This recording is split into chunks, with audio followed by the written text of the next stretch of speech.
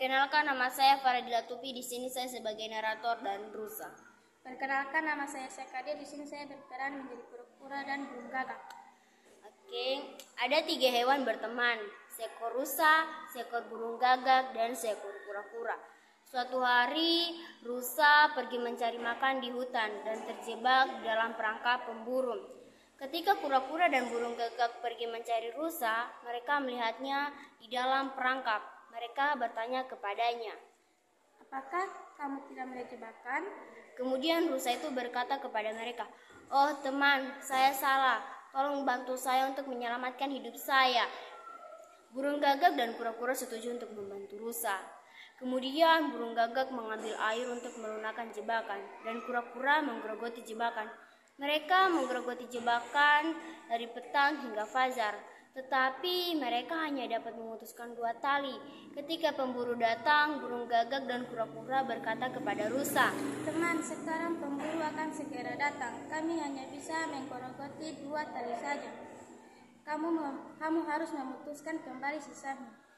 Saat ketiga hewan berbicara satu sama lain, pemburu datang, kemudian burung gagak dan kura-kura meninggalkan rusa. Mereka memasuki hutan untuk menunggu rusa. Ketika rusa melihat pemburu mendekatinya, rusa itu berhasil memutuskan jebakan dan segera berlari ke hutan. Pemburu itu sangat menyesal karena kehilangan rusa.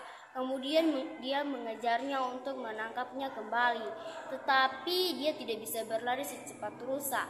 Saat dia menyerah untuk mengejar rusa, dia melihat kura-kura yang bersembunyi di dalam hutan. Pemburu membawa kura-kura dan kembali memasang jebakannya. Ketika gagak melihat pemburu mengambil kura-kura, dia memberitahu rusa sebuah rencana untuk menyelamatkan kura-kura itu dari si pemburu. Si burung gagak memberi gagasan kepada rusa untuk menyelamatkan sahabat mereka si kura-kura. "Biarkan pemburu mengejar kamu, maka dia akan menjatuhkan si kura-kura, dan kemudian kamu harus segera lari ke hutan." Si rusa setuju dengan ide sahabatnya.